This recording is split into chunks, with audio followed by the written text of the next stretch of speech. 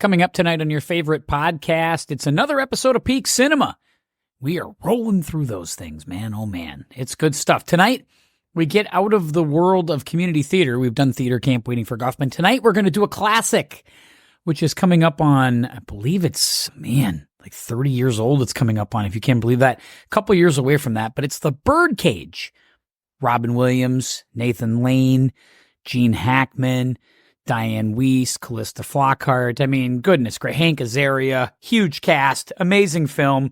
Film that still feels pretty fresh, I think. Lauren and Ryan will be by to give us their thoughts on it. We're going to go through all the categories as always and talk a little bit about Robin Williams. We haven't had a lot of Robin Williams talk on this podcast, so it should be a pretty interesting one tonight. So the Birdcage, next on the pod.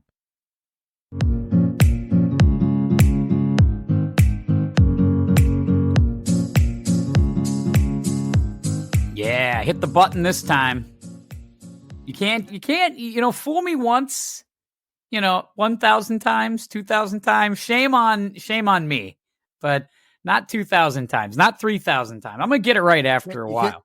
Can't get tricked again. I can't get fooled again. I can't hit the wrong button again is really the key to it all. Welcome, everybody, to the Tim Anderson Podcast. I'm Tim.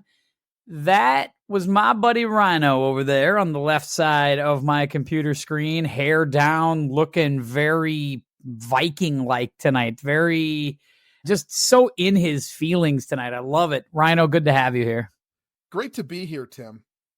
Thank you. I'm glad you're here. And of course, the lovely and talented Lauren Nelson Kane, which can only mean one thing. Hello, it's time for Peak Cinema. Lauren, good to have you here. Of course, you're welcome on this podcast any other time beyond just the movie pod, but we just seem to only have you for the movie pod. Welcome, Lauren. They exist. Yeah. Do you often sit and watch sports with Rhino? You can't watch it. You can't watch it. It's not on TV. When are you going to get it? Yeah, they've got to get a handle on that. What a disaster that has been. Hopefully they get it figured out. Doubt it. Ryan doesn't like baseball. I can't get Ryan to like baseball. I find it boring.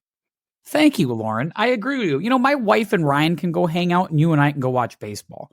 Because I want to go to, I haven't been to a Twins game in a while. Carrie doesn't want to go. It's like, well, there we go. I guess we're not going to the Twins game then, I guess. There you go. I love it. There you go. I watch more soccer than I do baseball. Get out of here with that. I mean, don't get me wrong. I like watching some soccer.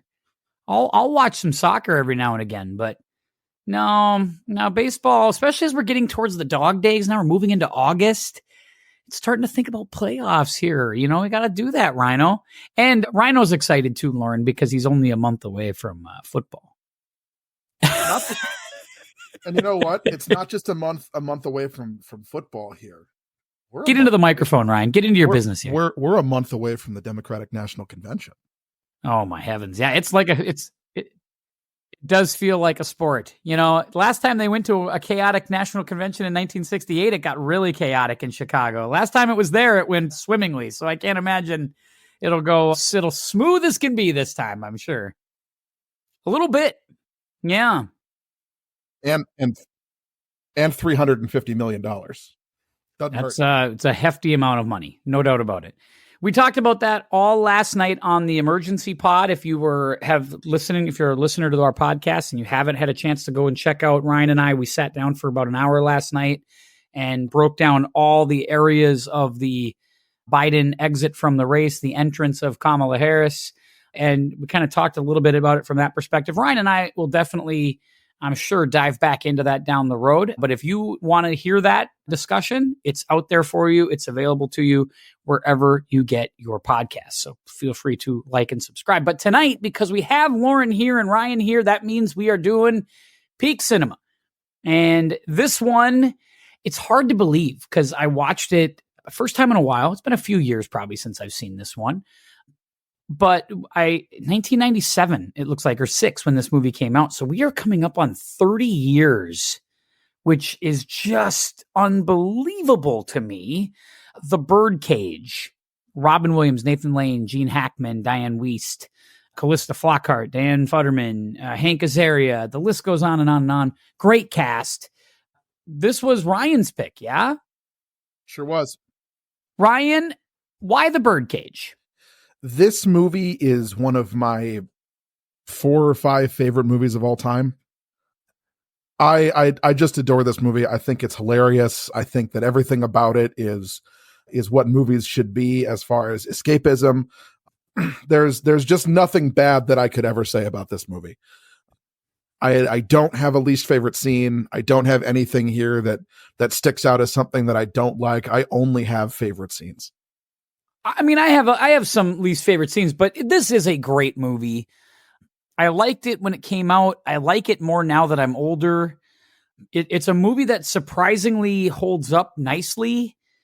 It's a movie that I actually worry about. I don't think they'd cast it this way now. I think if they had a chance, they would just make sure that all the characters were homosexual and that Robin Williams would never have gotten cast in this role because of how Hollywood has tried to move in that direction. But I thought it was a brilliant casting, and it's one of Williams' best pieces.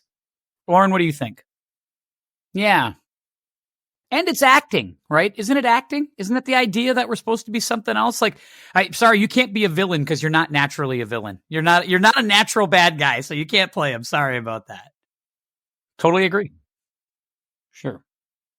No, neither am I. I just thought it was a very interesting, as I was watching it, those are the things that pop up in your head as you sit and you watch this film. You're like, man, that's a very, Nathan Lane. I mean, it made total sense.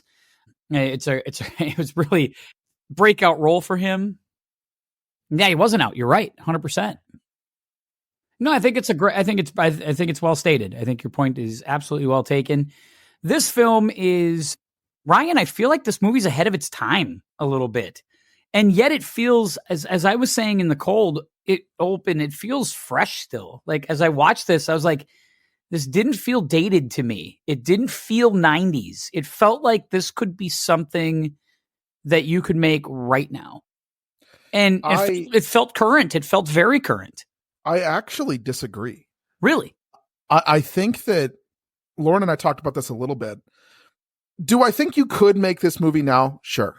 You could make this movie now. But the thing with this movie is that it's so predicated upon the sort of innate homophobia that existed in that time period that I just don't think exists anymore. A senator, even a conservative senator, having dinner with a gay couple who his daughter is marrying their kid, that's not ridiculous. And it's not something that I think a lot of people would have a problem with today. There would obviously be people who have an issue with it, but I think that you would have to change the theme a little bit to make it a little bit more, a little more controversial. I just don't think it's as controversial today as it would have been, as it was back then. I don't think that it would be. Yeah, I also think that in the similar vein, you would also have kind of these overt political messages where the politics in this movie kind of take more of a back seat, as funny as that is, where they're more of an undertone rather than an overture. And I think that that's a really important tonal thing that happens with the movie that you wouldn't have in a modern retelling of this movie. I just don't think that Hollywood would be able to not have a ham-handed kind of unfortunate, adaptation of this movie if they tried to do it today. Yeah, I mean, I think it's the thing I liked about the movie is that I think it's satirical in nature in the sense that we're all allowed. It's almost like they came out and said it at the beginning. They didn't say it, but I mean, it's like they said it like, hey guys, just so you know, it's a comedy. It's a satire. It's okay to laugh. Like it's okay to laugh at ourselves. It's okay to laugh at this. It's okay to laugh at that. We're going to blow this up and be a little bigger. But this is not meant to take jabs or shots at anybody. It's meant to kind of bring out this humanity through comedy, which is again what comedy used to be so good at, and why we don't. And it sucks why we don't have comedies like this, because comedies can be heartwarming, can be honest. They can tell good stories. They can, cause us to look at ourselves and laugh at the absurdity of some of our hangups and things like that. And that's what I thought this movie did so well at, of just finding those little things. And I found myself just laughing my ass off. And there's so many things that are still funny to me, 28 years later. Like there's so many things that I'm watching. I'm like, God, that is still just super, It's so clever. What a funny joke that is. And Hank Azaria, like right away at the beginning with Hank Azaria, I mean, he just kills you in that first 10 minutes. His stupid accent, which is just the most ridiculous thing you've ever heard. It's again, you're not supposed to take it seriously. You're supposed to laugh and enjoy it. And I'm glad they hit us with that so quickly. Yeah, absolutely. A couple background things, and then we're going to get into some of the kind of the nuts and bolts of the film. So for those who haven't seen it, and again, with our podcast, the one thing we like to do here is by doing some of these older films, I hope we're introducing some of these films to a generation of people. I don't know how many people, in fact, just recently looked at our numbers. Most listened to podcast in the history of my show is The Warriors, Peak Cinema. And there were a lot of people who sent me a message saying, I've never seen The Warriors. I'm so glad you let us watch it. Like you told me to watch that because I thought it was the craziest film I ever seen. And I'm kind of like, that's sort of the point of this podcast, isn't it? And I had people came to me in the last week or two going, I have never seen Waiting for Guffman. I had never heard of Waiting for Guffman. That is funny, and now I want to go see Best in Show. And it's like, I think that's the point of our podcast is to try to put some stuff out there that I think might pique an interest to a generation of people who maybe have never heard it, along with doing some classics, right? We've done plenty of classics. I think this falls into that, but there might be a generation of people who haven't seen it. So here's the plot, just for everybody who needs to know. Mike Nichols is the director, by the way. Mike Nichols, director of several great films.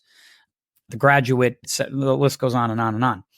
A gay cabaret owner and his drag queen companion agree to put up a false straight front so that their son can introduce them to his fiance's right-wing conservative parents, played by Gene Hackman and Diane Wiest. 84% on Rotten Tomatoes. It grossed $184 million. A very successful film. And I would argue it was nominated for one Oscar, but I would argue this was really, I'm trying to decide if this is Robin Williams at the height of his powers or if it's Good Will Hunting. I would argue like this is in that area, that 4 or 5 year run where it was like, this guy is on fire. Whether it's from, maybe it's a little longer than that. Maybe it's 6-7 years where you go Good Morning Vietnam, Aladdin, Mrs. Doubtfire, and into the Birdcage. And this is where he's at his best. Hook is in the 90s as well. Yep. We're coming up on, and actually we're coming up on 10 years since his passing, which is just, it's again, unbelievable that it's been that long. Time goes super fast. But yeah, his run in the 90s is as good as it gets. This is the first time we really get to see Nathan Lane in a film. I mean, obviously he's been in stuff, but this was the first really breakout film for him. Before that, he had been a well-known Broadway actor. He had done the revival of Guys and Dolls. He did A Funny Thing Happened on the Way to the Forum. A widely regarded, great leading dude, funny comedy. If there was a comedy on Broadway musical, odds are Nathan Lane was probably in it.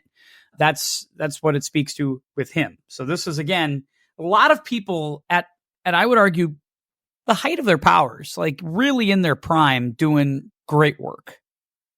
Yeah, it's right at the beginning of the Ally McBeal, I think, run for her, right? Is this pretty close to that? I'm also doing the same thing here for you on Robin Williams. So, yeah, the run here, that's pretty good for Callista. And then she's kind of gone. It's so weird. Like, she does this run in the late 90s where she becomes really big, and then she's gone. She's not around for much more. Pretty good run for Robin Williams. Dead Poet Society in 89-90, Awakenings, which is a great film if you haven't seen it, Hook, Aladdin, Mrs. Doubtfire, Jumanji, The Birdcage, all within the span of 10 years. Good Will Hunting, 1997. And then I would argue it kind of falls off a bit for him down the stretch there. He had some good ones, don't get me wrong, but there's also some that are not so good. And that's that. But this run for Robin Williams is fantastic. And I like this one because we get some of the goofiness of him, but we get a lot more of this kind of mellow, monotone. I can play the straight man. I can set jokes up for other people. And that's what I think I really liked about this one, is that it's not his maudlin dramatic stuff, but it's comedy at a different level for him. And I really thought that's why I said I think it's some of his best work, because it wasn't all about him doing wacky things and jumping all over the stage and doing crazy stuff. It was him playing it down and setting up other people. Absolutely. Ryan, talk about Robin Williams. Like, what did you think of this film? As far as his performance, and just kind of like where you think of his career, what do you think of him? I mean, I think it's hard to overstate not just Robin Williams' impact on film, but his impact on like my consumption of film throughout my life. I mean, he was in Aladdin, and he's in this movie, and he's in Hook. And I mean, those are three kind of, I would call them cornerstone pieces of my cultural upbringing, and his fingerprints are kind of all over everything that I enjoyed when I was a kid. So I love Robin Williams. I've always loved Robin Williams. I love his work. I love this movie. I love just about everything that he's ever done. Even some of the bad stuff. Like, I've watched Flubber more times than I can count. Just because I love that movie so much. When he died, it was probably one of the most heartbreaking celebrity deaths I've ever experienced. I'm not usually a guy who gets any kind of worked up over celebrity deaths. I don't usually care that much, but I was legitimately upset when he died. Oh, bothered. Yeah. It just hit us. It was so difficult to accept. It was a total gut punch. So I loved his stuff. I think that I'd watch anything that he's ever done over and over again. I love Good Morning Vietnam, but this movie is my favorite of his, I think. And I think it's because it's so wildly different than anything that he's done, because you do get kind of the snippets of his ridiculousness. You get the eclectic celebration of a dance. Right. Fosse.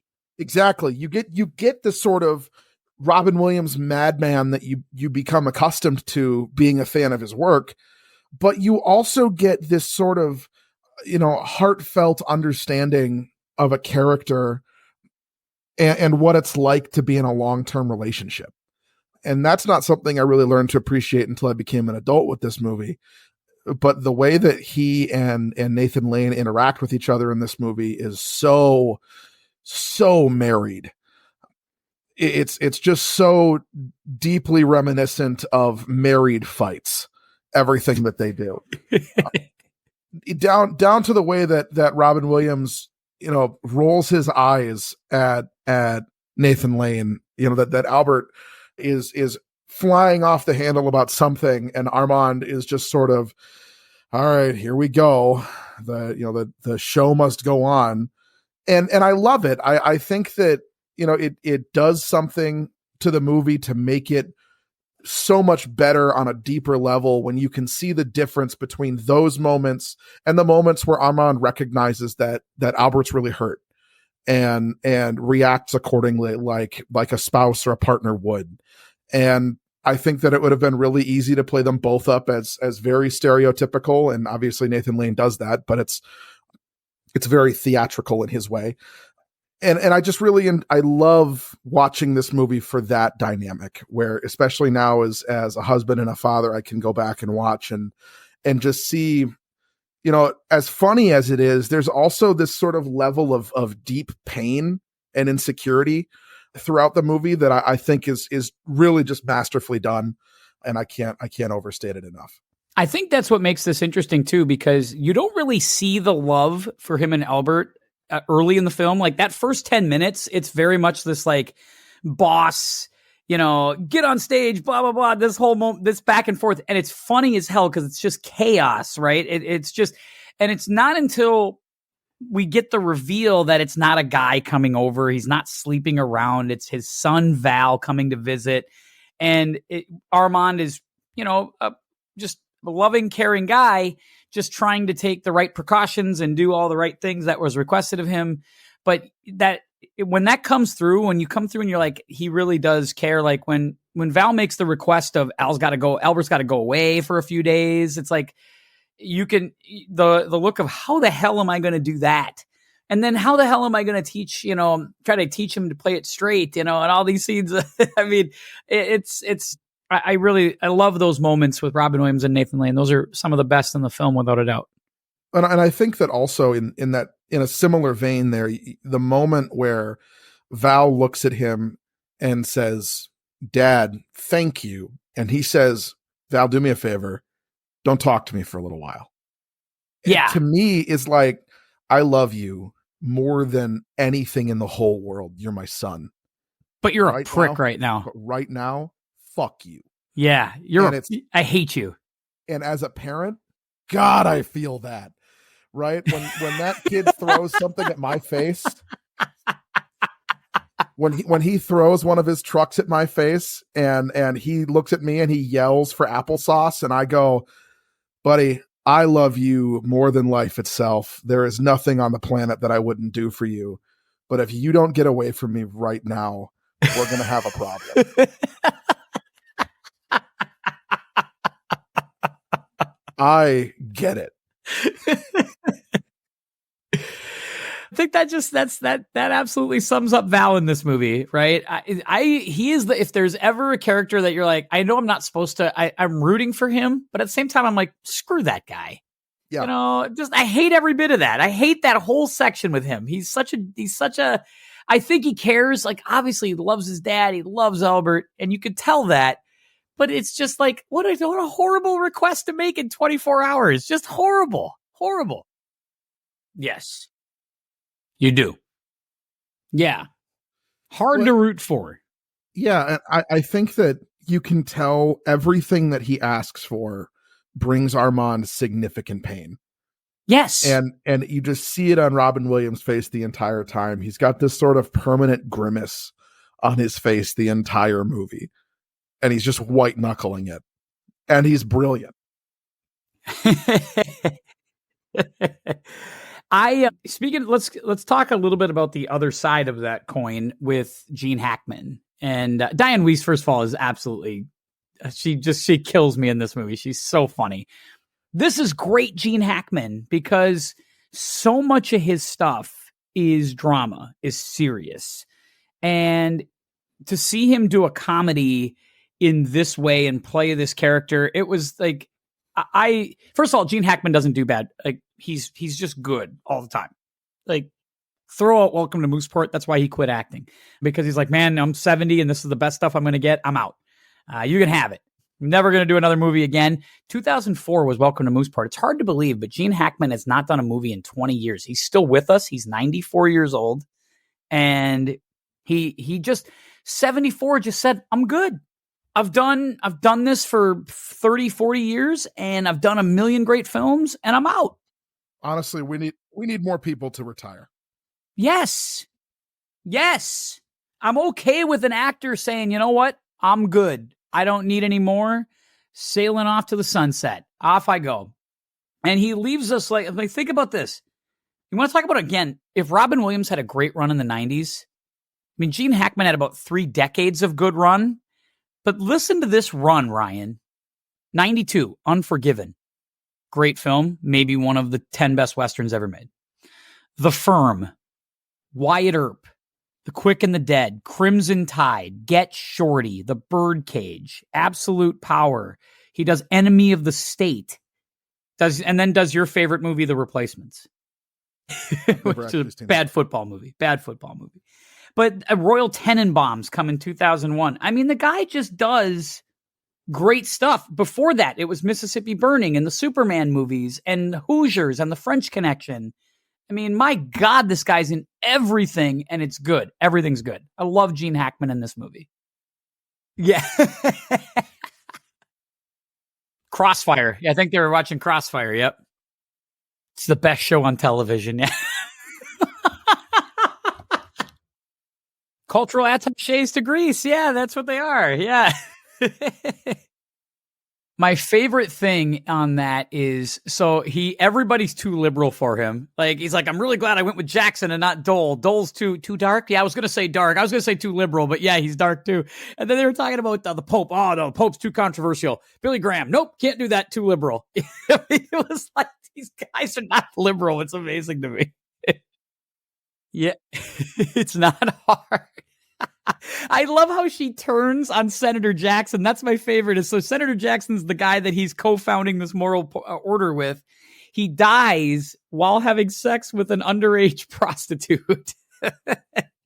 And she just immediately turned, you cannot be responsible for Senator Jackson's horrible decision making. And he's this, he's that, he's this. And it was like, they've gone from being his biggest ally to like, he's the worst. He was terrible. And it's also classic Republican, because back then it felt like that happened a lot to conservatives who talked about morality, and then they end up being busted in the most immoral ways possible.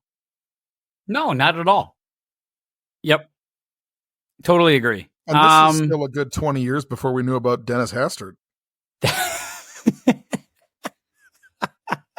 There's a deep cut reference for you. There you go. Everybody's out there Googling Dennis Hastert right now, which, by the way, you don't have to do that. You don't. Please don't. Save yourself. Save yourself the time. Save yourself the time. Don't Google that. You're fine on your own. Don't worry. Everything's good. Let's move into some categories. Anything else we want to add first before we get into some of our favorite scenes and some of this other stuff? Well, if you want to weave these in during favorite scenes, go ahead. How's that? You can weave them in during that. Favorite scenes. I'll start. I love the opening, just the opening 15 minutes. I just love it. It's the best. Him running up those stairs into that into the condo or into the apartment there, and Starina's not going on. Starina's not. She's not. I'm not going on. It's like, I hate it. Your contemptuous tone that says you know everything because you're a man and I know nothing because I'm a woman, and you're not a woman. You bastard. It's the fun. Yep. You're not in love with me anymore, Armand. You're bored. It's over for us, isn't it? You know, just all this. You're forlorn. So forlorn is Albert in that opening bit that he's just flipping out at every little thing. It's the best.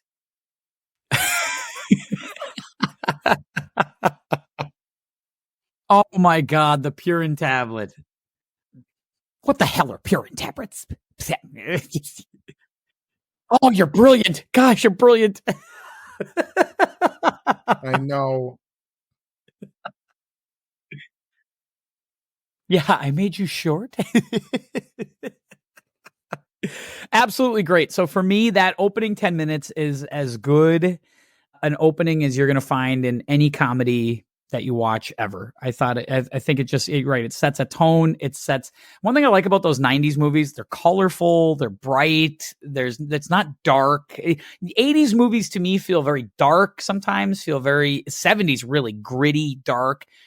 90s movies just don't feel that way. 90s movies feel bright. They feel colorful. They feel full of energy, and they come right at you. And that's what I think I liked about that one. Yeah. Agreed. Favorite scene, Ryan? Throw me one. Oh, I'm going to steal one of Lauren's. No, you know what? I'll give you my absolute favorite moment first, because I don't think it'll get said, but I pierced the toast. Oh God, yes. I was going to have it. I pierced the toast.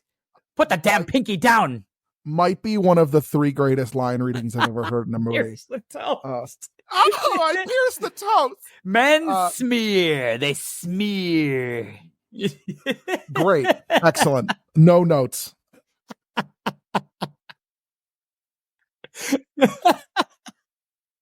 Oh, I pierced the toast. Oh, it's just brilliant. I love that scene that's so much. Right there for me. Absolutely. The John Wayne walk past the old lady just trying to read the paper. Brilliant. So good.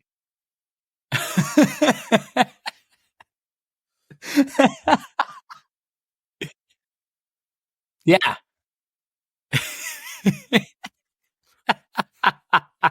The dolphins bit by the tree. Oh yeah. Al, you old so-and-so.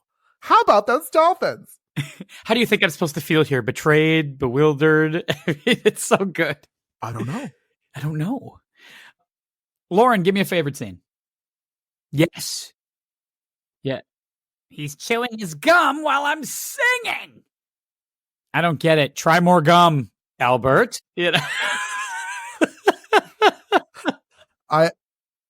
Yep. Oh, it's the best. That's my favorite. One of my favorite scenes at all. But you keep it all inside. You do Madonna, but you keep it all here. You keep it all. You do an eclectic celebration of a dance. Nope. Fairy dust, fairy dust, fairy dust. Yeah.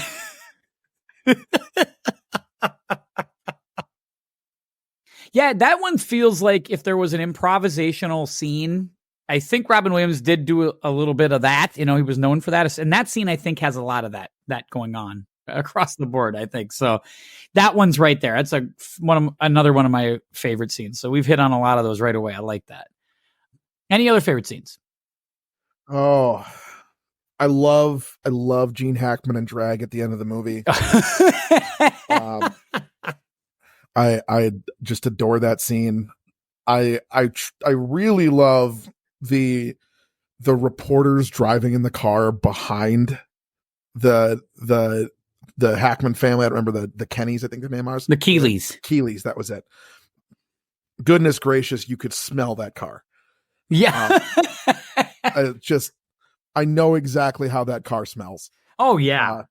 And it's just a big good. Fat reporter pounding farts into the seats. And yeah, I mean, just aggressive. Should be illegal in 38 states what he's doing to that car. Yeah. It just brilliant. I love it. It's so funny to me. I love that scene.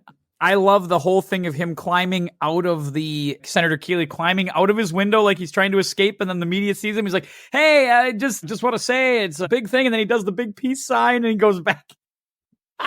Gives him the old Nixon. Yep. Oh, great scenes. Great scenes. Least favorite scenes. Yeah, I agree. Although you could argue a favorite scene and a least favorite scene would be Val and Armand for the first time. It's favorite because I love Armand here. I love he starts drinking the wine. He's like, are you okay? He's like, are you upset? But let me tell you why. You are 20 years old. And he's trying to do this dad thing. You know, he's trying to be tough in this spot. But it's my first encounter with Val. And it's like, yeah, I don't like Val. It's my first encounter with Val, and I don't like him. I just feel like, you know, your parents deserve a little better than that. If that's their kid and they love that kid, they need a new kid. And first of all, how much laundry does that guy create in one night? I mean, did you see that? That's like the next morning, and he's got so many clothes. Like, what's going on? I wasn't in. I mean, he's having a cigarette in the house of his dad. I mean, listen, like, I love my old man. I can't have a cigarette in front of my old man at 20. I couldn't have done that. I mean, I wouldn't have been able, if my dad doesn't wear foundation, for the record. He's a mechanic, for Christ's sake. I don't think they'd ever let him do that. But the idea that you would just, you'd smear a man's foundation, I just don't like Val. Like that anything he's in early, I'm not a fan. That's fair. Yeah. That's fair. Yeah, I suppose that's fair. That's a fair comment. I think so. Ryan, least favorite scenes. Do you have any? I don't know that I have any super least favorite scenes. I don't. You don't like when the Schnecken beckons? When he's in I really don't know that I have a least favorite scene in this movie. I truly can't. I'm racking my brain trying to think of one that I don't like. I love this whole movie. Yeah, I can't think of one. No, it's fair. I mean, part of it's because we're all picking a movie.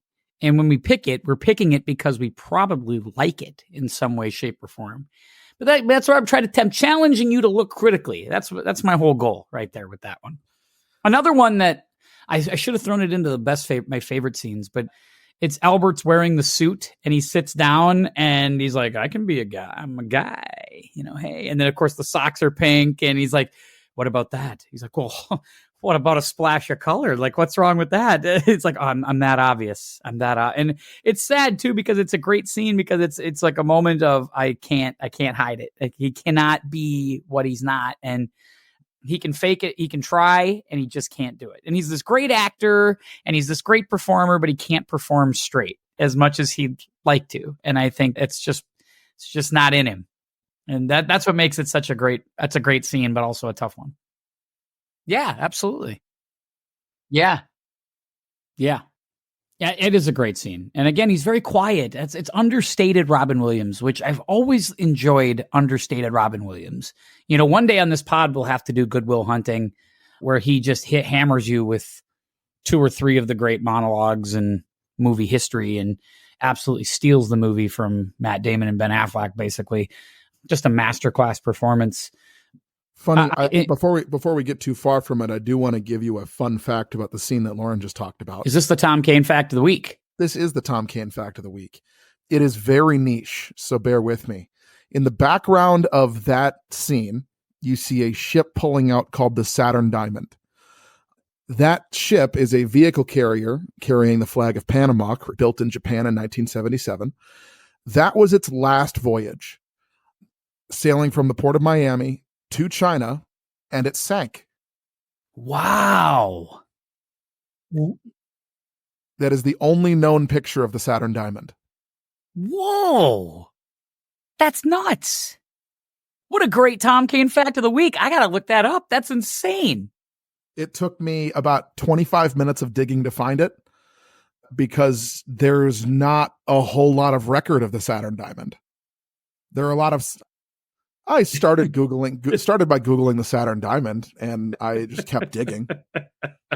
Lauren, my specialty on the speech team is research. I don't know if you know this or not, but this is what I do and what I teach. So it was lost in 1995. Its last voyage was from the port of Miami in May of that year, 1995, when this movie was being filmed. And it's a 38-day trip from Miami to China. So somewhere within that month, right around where shooting wrapped, that ship was lost. Wow. It was either lost or decommissioned, but there's no record of it being decommissioned, so it was likely lost. That's insane. Wow, Ryan. I agree. That is top drawer stuff, Rhino. That's your best. Next category. It's our favorite. We have to do it every podcast.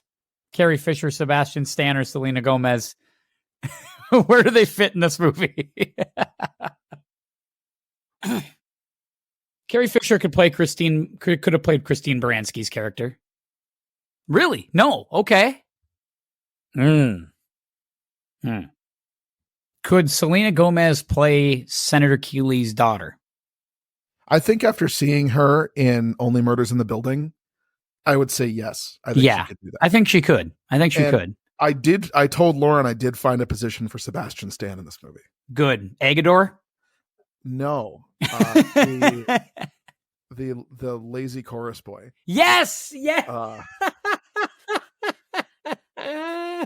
Yeah. My gum. Honey, you're wasting your gum. You're wasting your gum. Yes. Oh, I think you nailed it. I think that's it. I think we found 3 parts for our 3 favorite actors there. That'll be great. Oh. Yeah, that wouldn't have worked. Because he has to be older. He has to be middle-aged. Steve Martin would have been interesting, like a Steve Martin Short combo might have been an interesting thing to watch for that. Right. I agree. And then you recast it if you thought about it like, yeah, Gene Hackman was brilliant. I don't know who else in that moment carries any weight to play that character. Like, I mean, who are you going to go get? I mean, it's not Sean Connery, not Harrison Ford, not anything like that at that time period. It's got to be Gene Hackman, right? Yeah, they're supposed to be somebody that we enjoy. Like, we don't, it's not like Val. There's no... Exactly. They're being pulled in a different direction by their daughter. I mean, it's just a big lying festival from those 2 kids. Could this be a 10-episode Netflix/Hulu series? You would not watch this if this was a 10-episoder, like where we get to know the characters. Maybe you turn that whole opening 10 minutes into one full episode. It's like the opening episode of the show. Yeah, it's like an hour 35, hour 40. Again, perfect. I kind of agree. As Lauren coughs up a lung back there. No, it's all right. Who wins the movie then? Let's go through all of our winners. Winners of the movie. I think it's obviously a huge win for the cast, right? Huge win for Robin Williams at this stage in his career. Huge win for Nathan Lane because it gives him a movie career. Like, he moves off the stage basically and has a movie and television career because of this movie. Big win for Gene Hackman. Big win for Diane Weiss. Huge. Just huge. Anybody else win? What else is this a win for? I go Nathan Lane too. Yeah. It was a brilliant performance from him. Yeah, good win for drag culture. I think that would be big, right? Big win for that. Big win for sculptures with phallic piece sculptures. Big win for that. I think it's a huge win for that industry. They got a lot of time, a lot of face time in that one. Mm-hmm. Big win for Miami. Makes it feel like, between that and CSI Miami, doesn't it look like the sunniest place in the world? I mean, my God, it looks beautiful down there. Oh yeah, for sure. Yeah. Yeah. Yeah. I think a big win for the 24-hour news cycle and the hypocrisy of political parties. Big win for that. Huge win for that. We got to see more of that, as this was really the precursor to what we were going to see in our news cycle, that it was going to become sensationalism and crazy stuff like that. We got to see that, which was great. A big win for Gloria Estefan. And the whole scene with Agador dancing to the conga. It's just it just feels very Gloria Estefan the entire film. So big win for her. Big win for wigs. Huge wig win. Oh God, yeah, huge win for wigs. Great, guys. This was a lot of fun. Birdcage, recommend it. Go see it. You can find it on a lot of streaming services, I'm sure, and go definitely take it in. Especially, again, we're seeing some just absolute high end acting from the actors in that film. So we recommend it. Who's got the next film? Yeah. Hey, you know what? By the way, if you want to listen to any episode of Peak Cinema, go back on timpodcast.podbean.com, click in Peak Cinema in the search, and it'll bring up the entire archive. You can listen to every episode of this that we have done. And I think we have reviewed somewhere in the neighborhood of 50 movies, something like that. We've done a lot. And so feel free to go back and listen to any one of those, from Austin Powers to Space Jam to the Birdcage. We're covering it all, and everything in between. So what's next, Lauren? That's fine. Oh, great. I love it. I've never seen that movie. A sports film, a baseball film.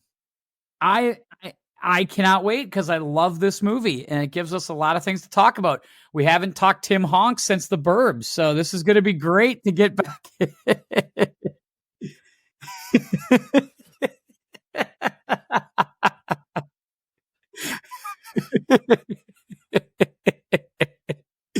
That's going to be great. I can't wait, because we get to talk about the acting chops of Madonna, and we get Tom Hanks really right before the huge ascension. I think it's the movie that starts the ascension up from 80s comedy Tom Hanks to drama Tom Hanks. And it's a very essential film. So I cannot wait to talk about that one with you. It's going to be a great one, no doubt about it. So I can't wait. League of Their Own coming up soon on Peak Cinema. Once again, this summer, we are making our way towards our fourth NFL season. Actually, our fifth NFL season, I think, Rhino. 2021, 22, 23. Our fifth NFL season coming up.